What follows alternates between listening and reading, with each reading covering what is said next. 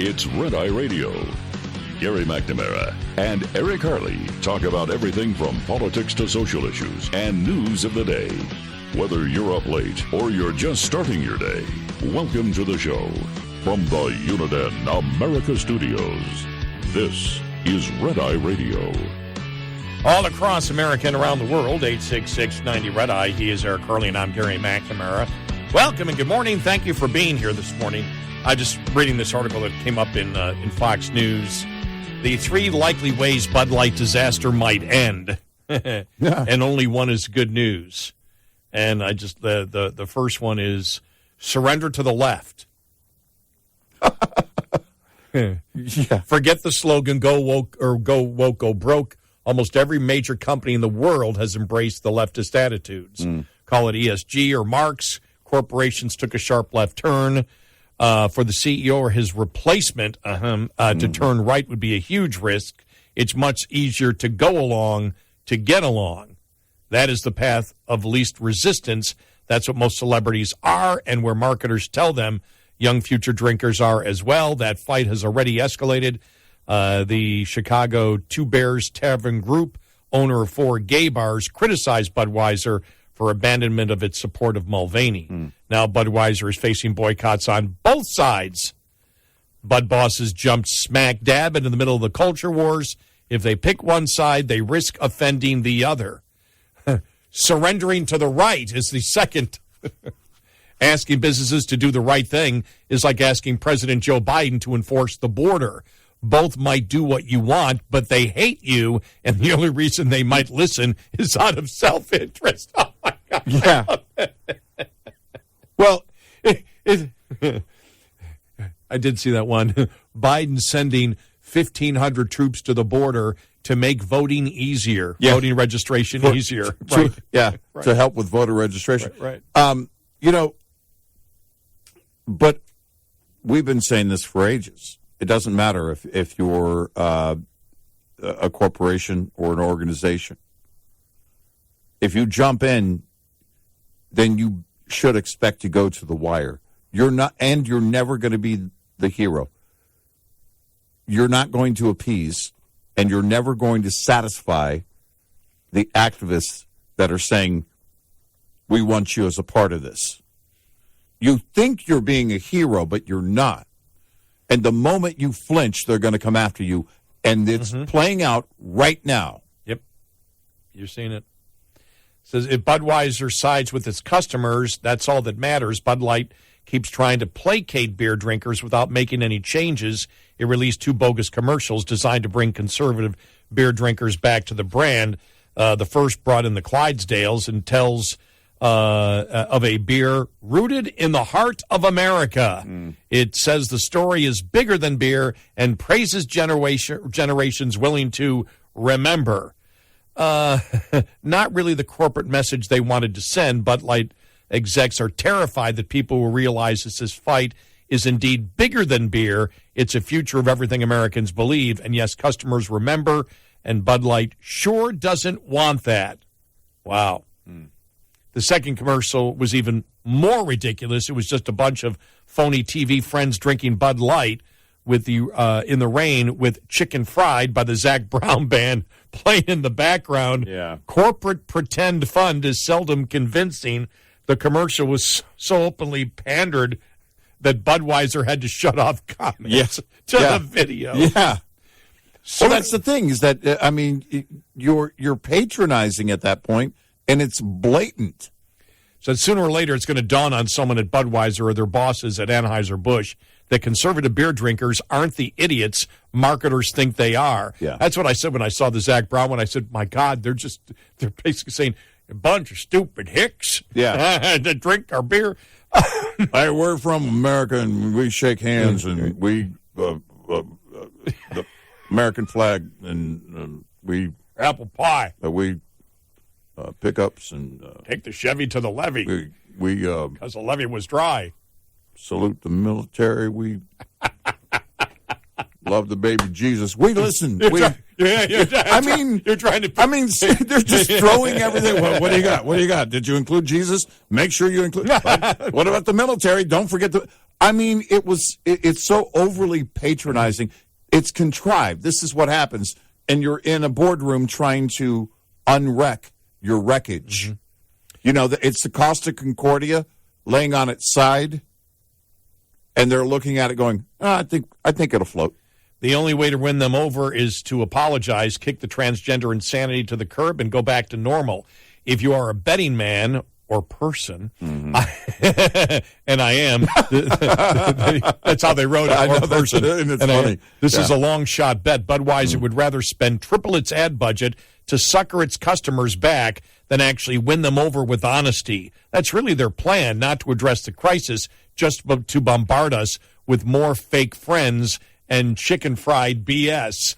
And the final scenario, the result is more likely than it should be. Inertia takes hold, and Budweiser execs and their eventual replacements and even their corporate bosses are all afraid to pick a side. Instead, much like New Coke, they let the product line die. This time, they throw marketing and corporate support to a new light beer, or maybe more than one. Imagine they get savvy and try to segment the market, come up with a USA brand for old Bud Light drinkers and a new woke brand for the Mulvaney crowd.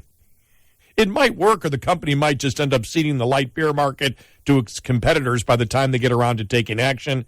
Execs are already wondering how many of those who switched will be coming back. It's not like Bud Light tastes good in the first place. Well, I don't know where Anheuser-Busch goes, because what was the slogan for a long time, for years, for Budweiser, the parent beer, the king of beers?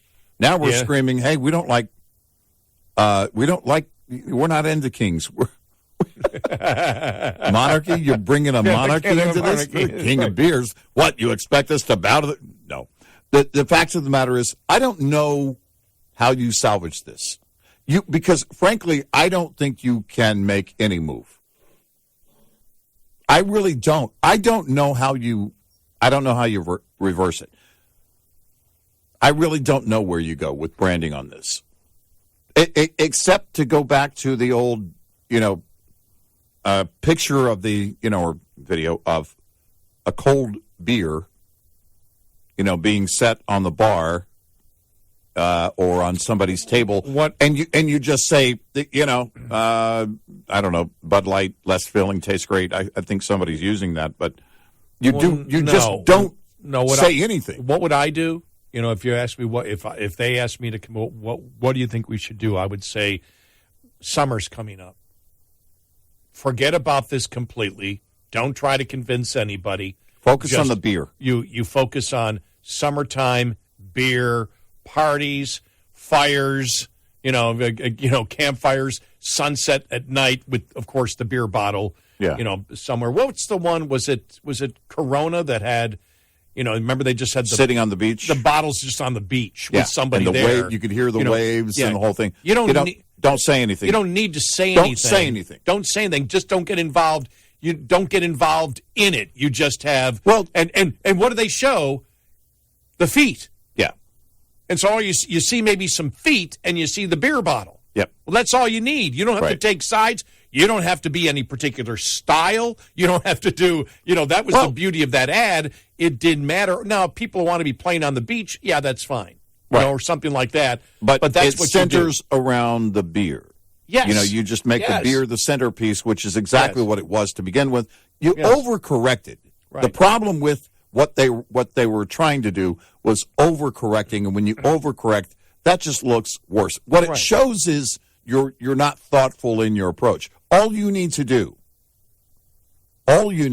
only thing is demonstrate your beer in a realistic setting. Right. And so you do it. So I would do the summer stuff, and then as you get into August, it goes to football.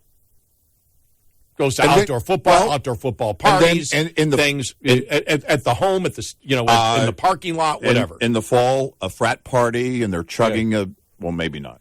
No, probably not. Probably a frat not chugging. Party. I wouldn't do a frat. Don't do frat party. That's already apparently frowned upon.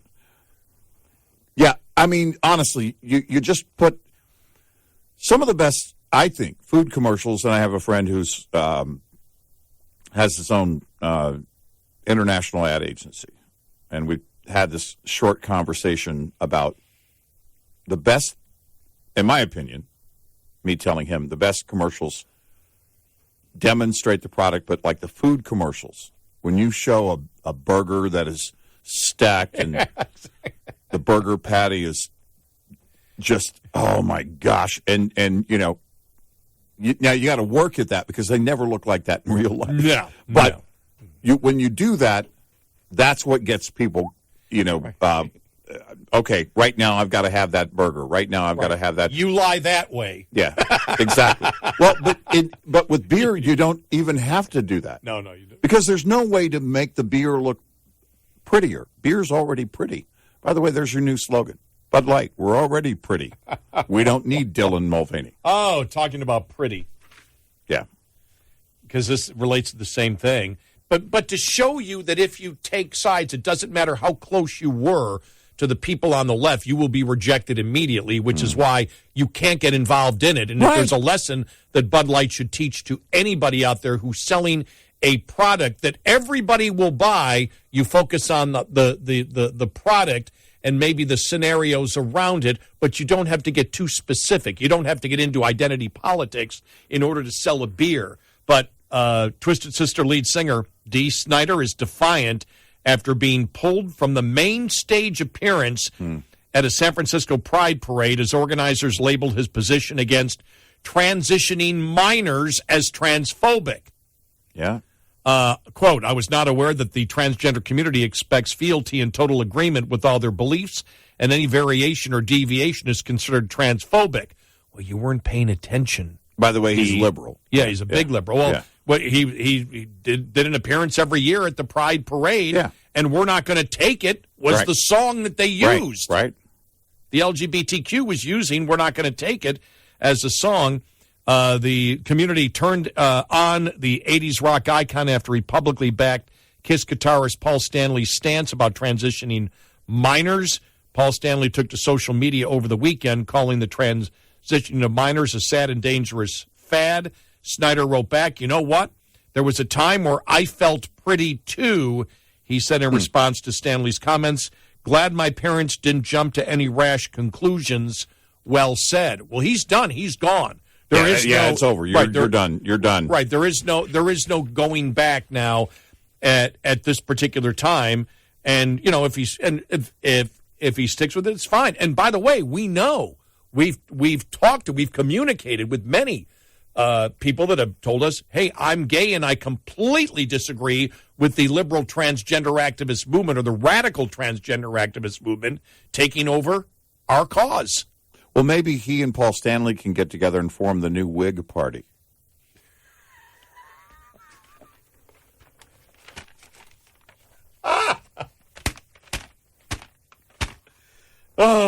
This is what I have. Look, you know, Dee Snider's been very vocal politically for a number of years, but especially in the later years. But come on, man, you had to have seen this coming. We've been saying at some point you're going to be the oppressor, and now you are. Yep. That's a perfect liberal transgender activist movement. That's it. By the way, is Burger King's sales down because of the whole coronation? Is that why they're selling for? Or I didn't see any 400 ads. stores. You know what? I don't know if they took advantage of that. In celebration of the new king, come by and celebrate with a Whopper at the Burger King. I don't know. Isn't having a king part of the patriarchy problem? That king looks kind of creepy, though. Burger King. 866-90 Red Eye.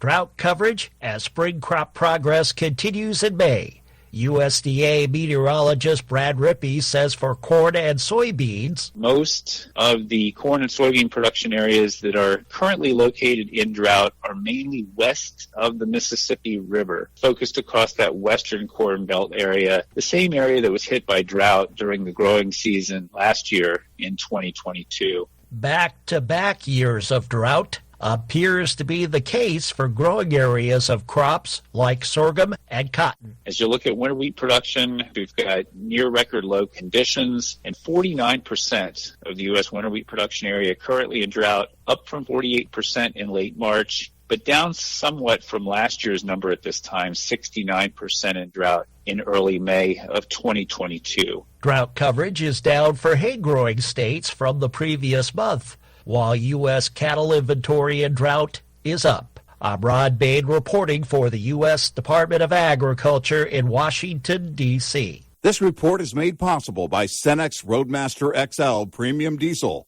and Citgo Lubricants. We'll be right back with more Red Eye Radio with Eric Harley and Gary McNamara.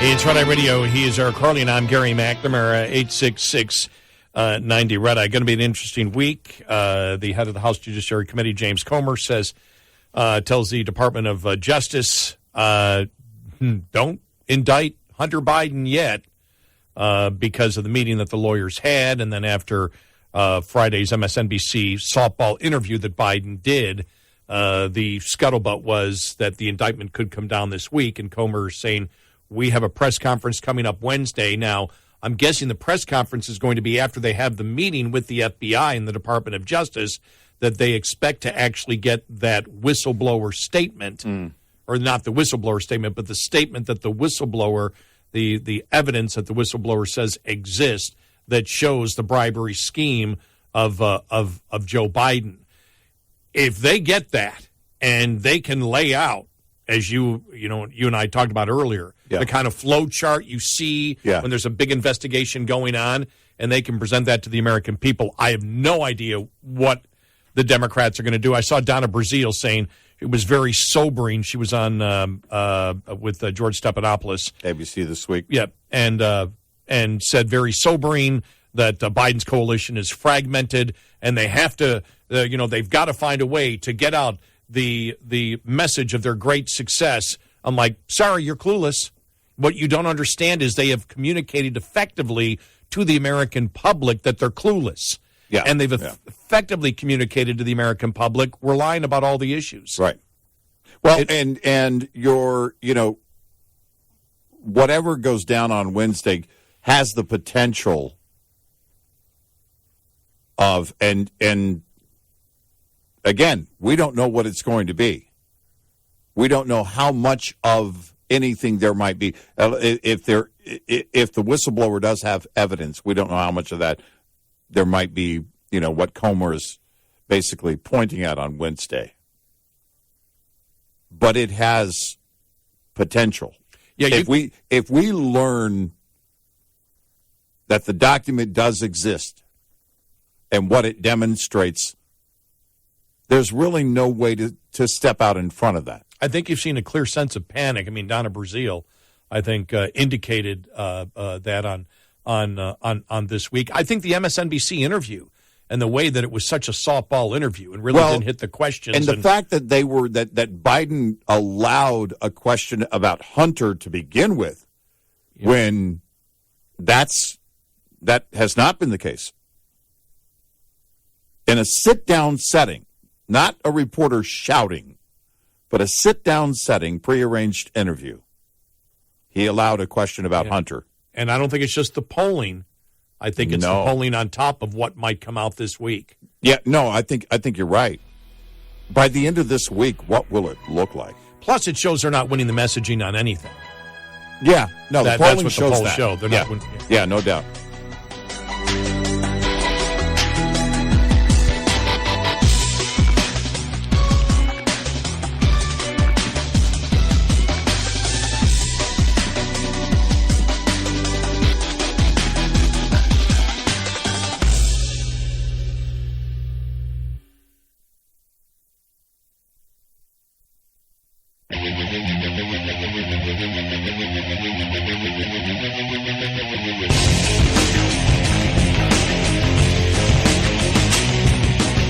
On your smart speaker, say, play Red Eye Radio. And, if you're really nice, she might. Red Eye Radio. And he's Eric Harley, and I'm Gary McNamara. Good morning. Thank you for being here. I'm just reading here. Treasury Secretary Janet Yellen said Sunday on ABC's This Week that President Joe Biden invoking the 14th Amendment to address the debt ceiling was not a good emergency option that could cause a constitutional crisis. George Stephanopoulos said, of course, there's always the chance for this negotiation that you don't reach a deal, and then it comes back to the president. He said on Friday night that he is not ready. The 14th Amendment, that it should not be questioned, and that the implication would be that the United States would continue to issue debt, saying it is unconstitutional not to. The president said he is not ready to do that, but it does not seem like he took it off the table. Is that still a possibility? I don't know where the president got that from. There is nothing in the 14th Amendment that says he gets to raise the debt. Right. So that was, to me, it says that the public debt is legitimate, if it's, passed by law. Well, Congress passes laws, not the president. So I have no idea, and that's why Yellen said it would cause a constitutional crisis, because she knows the president has no authority to do that. Yeah. The only time the president might have the authority to do that would be in martial law. Yeah, right. Might. And I don't even know if he would have it in that particular case, because I don't know if you have when you have martial law. I mean, you're talking about in the middle of, you're probably talking, if the president issued that you've got enemy on your own soil.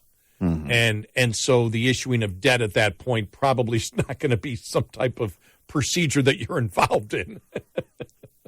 Yeah. If you're calling martial law at that time. Right.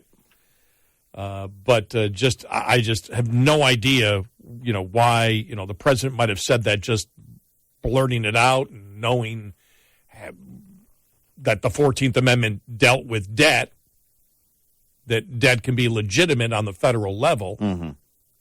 If allowed by law. But it says by law in the 14th Amendment. Right.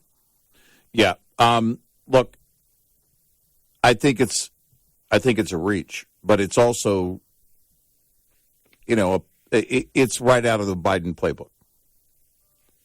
He thinks he's going to do what Obama did, and I'm just going to do everything administratively through the executive branch and wait for the court challenge. I don't know. I mean, in this case, he's not going to get anywhere with it.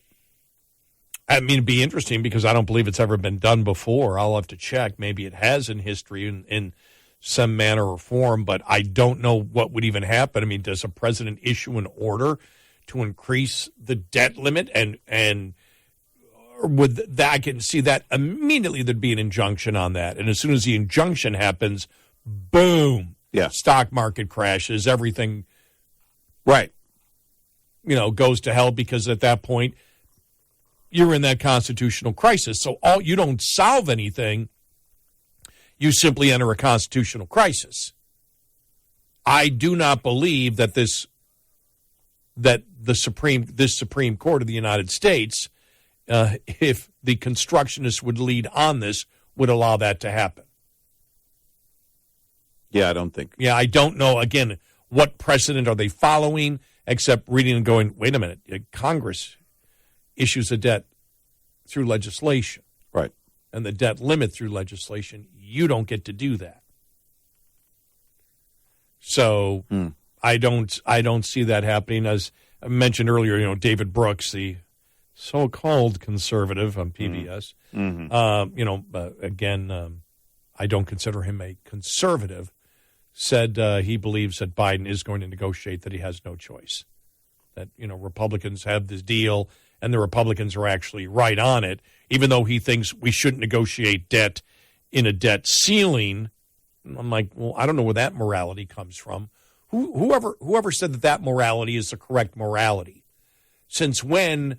All I know is if I tried to raise my credit card limit, there would be questions that would be asked of me and not just what my salary is. Yeah. It'd be like, okay, what are you planning on doing with this debt limit? Are you going to go all, you're at the limit right now? Because the bank would always be concerned if you've got a $20,000 credit limit and you're right at that $20,000 and it's been going, and your debt's been going up, up, up, up, up, up, and all you're doing is making interest payments. I guarantee if you're just making interest payments, the bank is going to have a ton of questions and in all likelihood is not going to give you that credit limit increase unless you've been paying the monthly payment at the minimum every month. The interest wouldn't be enough. Right. And so the morality in any finances, to me, is the same. Yeah. You know, what are the questions that you would be asking? And the question would be, are we spending too much? Is this going to get, and should we cut back spending? Maybe before we raise the debt ceiling, we should cut a little bit, just a tiny bit, because that's all the Republicans are doing. This isn't any massive cut in the budget. And the Democrats are still saying no. I think they lose the argument with the American people on that. I think Brooks agrees with me on that, which is a rarity that I agree with Brooks on. Yeah, I just don't know where it goes. I really don't. You're not going. Biden isn't going to win that. No. So, and meanwhile, reparations. So California, the actual reparations board, came up with a plan that could cost, because they still haven't, I still haven't seen an analysis on the entire plan. I've seen over $500 billion, $800 billion. I've seen anywhere between $360,000 for some, all the way up to $1.2 million for any eligible recipient of reparations over the age of 71.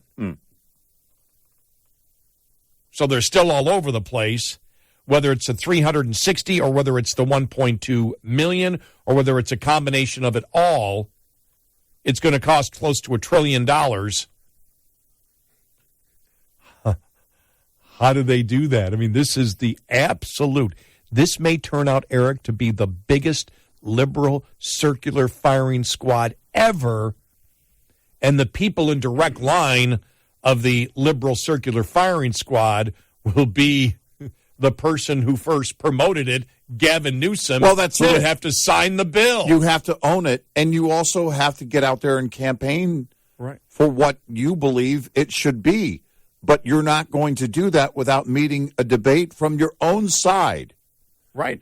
Well, this has to go to the legislature. Right. Well, and so if you're sitting there saying, I believe only 10,000, 10,000. 10,000? The minimum bid is now $320,000 or Right. $360,000. Right. That's at the low end. And they're going, well, we can't afford to pay more than $1,000 to each one. We have no money. We can't take out a bond we can't take out a bond for $800 billion. And there's no way the state of California residents are going to support a $800 billion bond issue that the interest and principal, because you have to pay back the principal on these bond issues. This isn't like the federal debt. right. So taxes would skyrocket next year. And what are you going to say? We're going to tax all the rich people and all the corporations? Bye. We're going. Well, there's the thing, because you look at it politically, and that's one way to escape it. You put it in the hands of the voters and then say, well, sorry, but the voters of California are a bunch of racists. What do you do? But that's how he escapes it. Well, I wanted to do it, but apparently we left it up to the people, and they said no. Now, darn it, I think we should still, work to that end. But the people said no. We're still going to keep trying.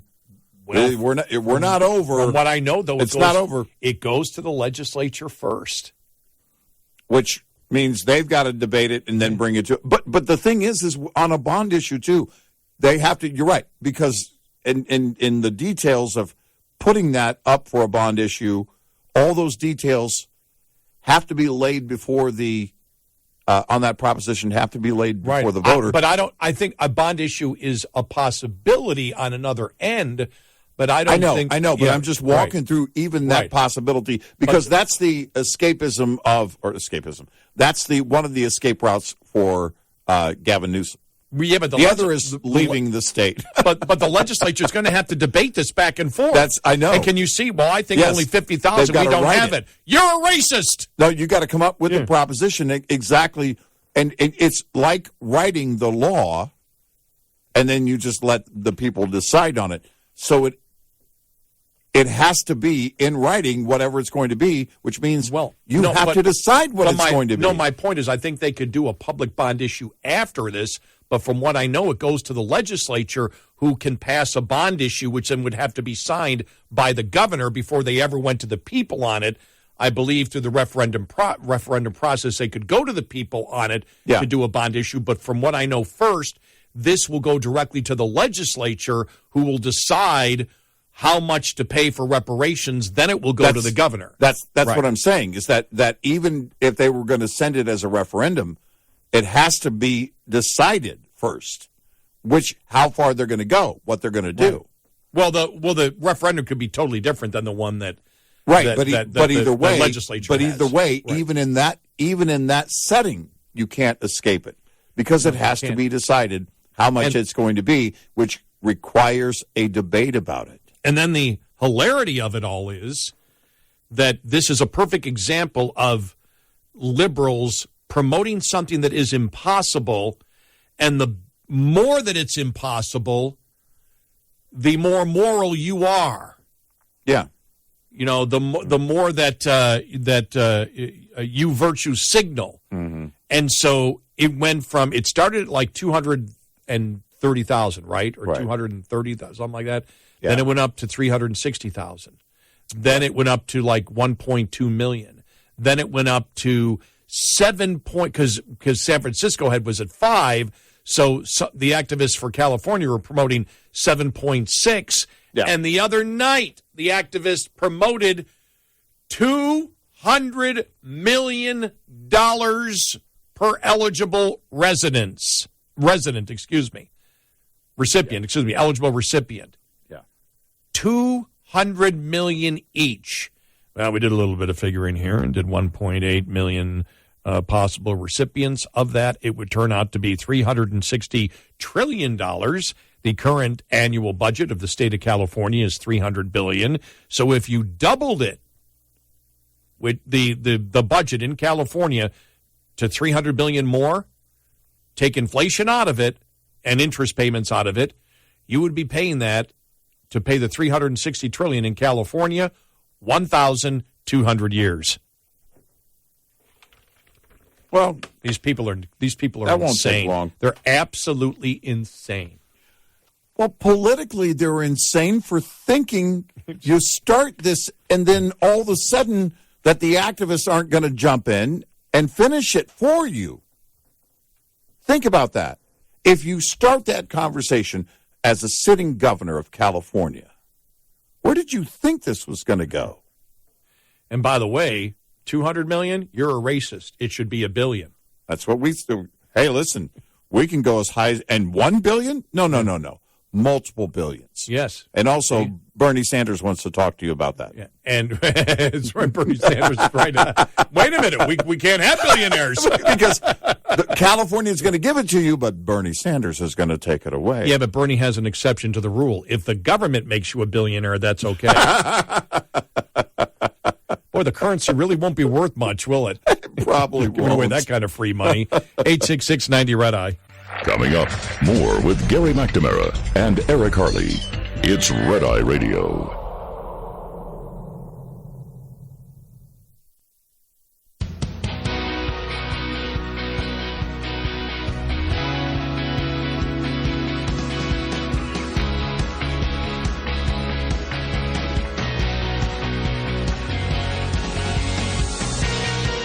It's Red Eye Radio. He's Eric. I'm Gary. Now, tick, tick, tick, tick, tick, tick, tick. The legislative session in Florida Yeah. is over. And well, which means now The countdown begins. You saw that he has Youngkin's former campaign guy. Yeah. And so it's really going to be interesting because how does he start? He's going to have money. Yeah, no, he's already going to have DeSantis. We're talking about. Yeah. The governor of Florida definitely has interest from the big donors. That money is already coming in, and I believe they already know how they're going to attack Trump. Yeah, I think that strategy. I don't know what the strategy is. I don't. But they know. Yeah, what they're I gonna think do they've decided right what now. they're going to do. Yeah. And that's going to be fascinating to see Yeah. how you sort of walk that tightrope, especially early on. Right, and you got to be careful.